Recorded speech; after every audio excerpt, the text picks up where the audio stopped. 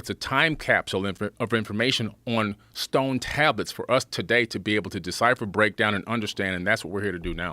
To hold a Sumerian tablet is to hold a frozen thought, a receipt for grain, a prayer for rain, a king's boast.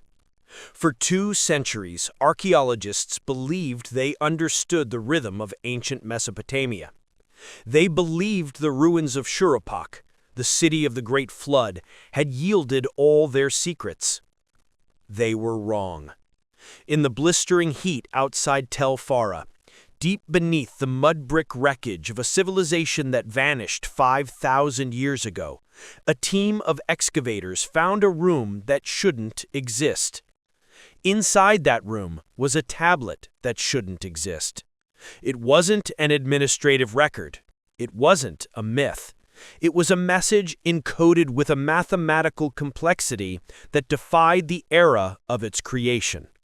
And when we finally found a way to read it, using an artificial intelligence designed for cryptography, not archaeology, the machine didn't just translate the words, it panicked.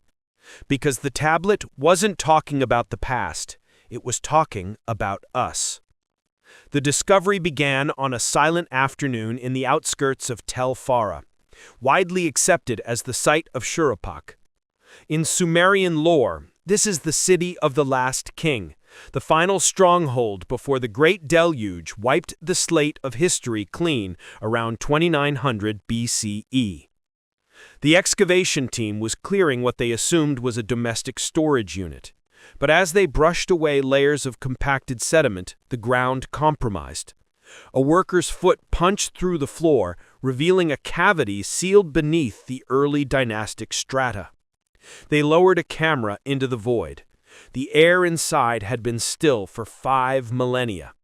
The room was small, perfectly preserved, and disturbing.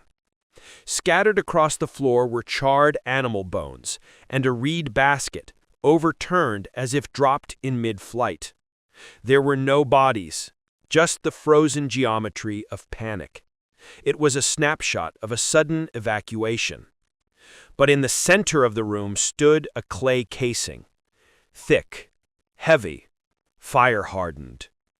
Sumerian scribes occasionally used clay envelopes to protect legal contracts, but this casing was different. It was engineered for impact resistance, thermal insulation, and waterproofing. It was built to survive an apocalypse. Inside lay a single tablet. It was denser than standard local clay, fired at temperatures implying a kiln technology far ahead of its time. The inscriptions were microscopic, dense clusters of wedge shapes that mimicked proto-cuneiform but followed no known syntax.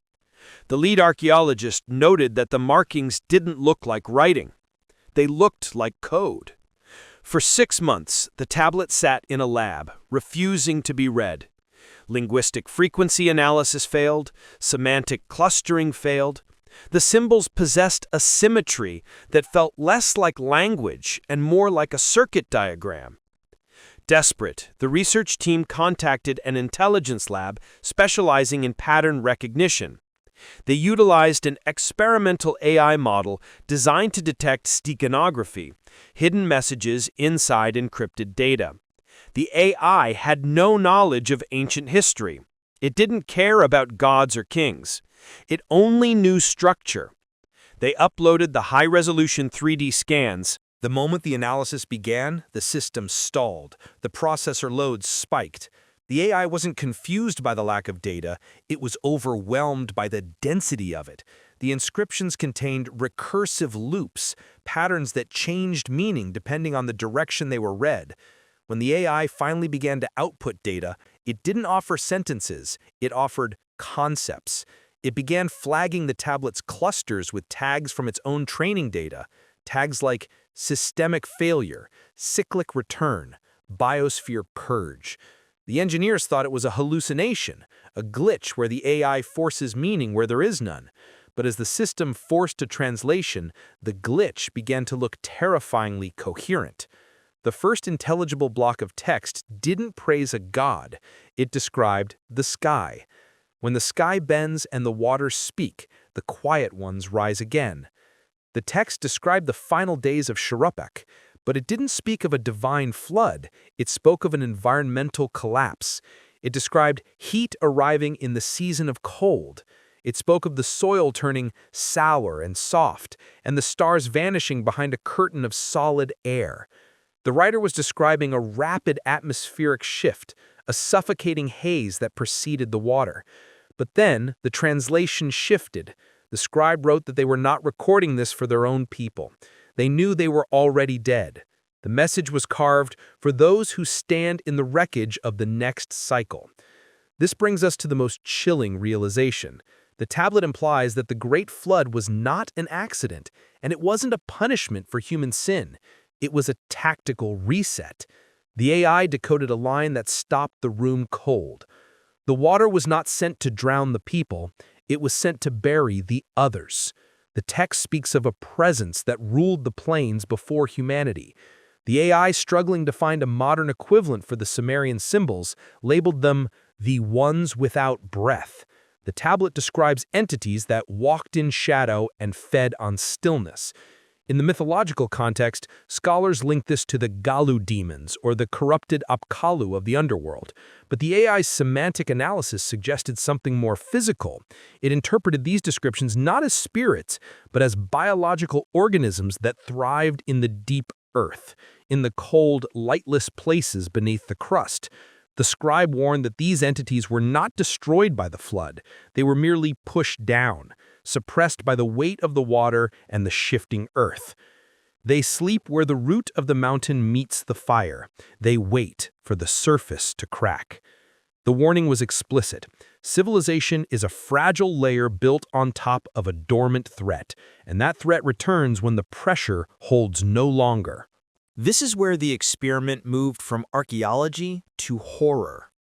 As the AI parsed the final third of the tablet, it began to cross-reference the ancient text with its access to active global data sets.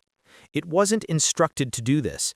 It simply recognized patterns in the text that matched patterns in the real world. The tablet warned, "Waters rising where no water should rise." The AI immediately linked this to hydrologic anomalies in the last decade, flash flooding in arid deserts, and the sudden, unexplained surges in groundwater levels in non-coastal regions. The tablet warned, "The trembling beneath the old cities." The AI pulled seismic data from Turkey, Syria, and Iraq. It highlighted a statistically improbable rise in shallow focus earthquakes along the exact fault lines mentioned in Sumerian history.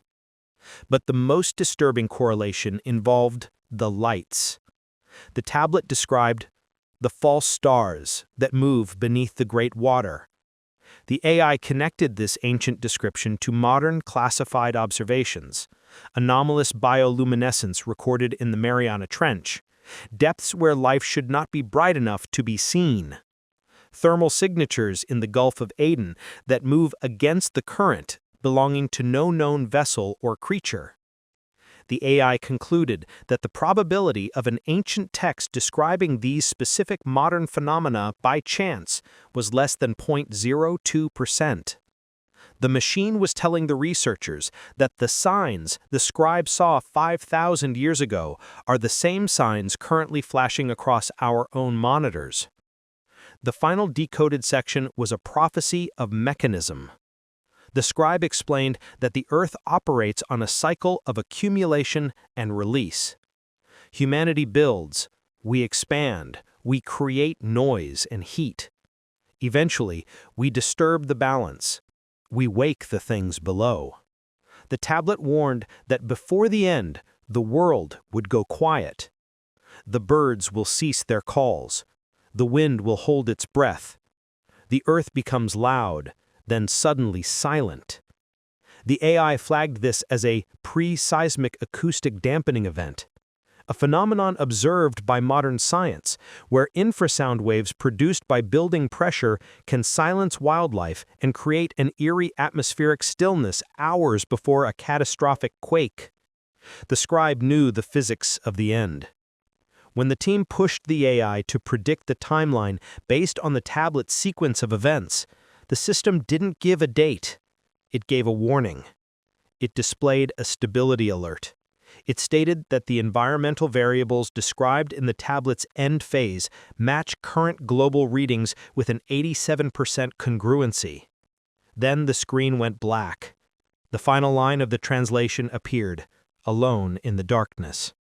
We carved this for those who survive the next time. If you are reading this, you are in the cycle's shadow. The project was suspended.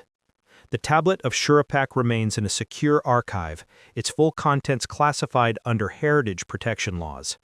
The official report states that the text is an esoteric flood myth with no historical basis. But the researchers who stood in that room know what they saw. They know that the AI didn't malfunction. It simply recognized the pattern. We like to believe that the Great Flood is a story about the past, a chapter we have closed. But if the tablet is right, the flood isn't history. It is a mechanism, and the gears are beginning to turn again. Sleep well.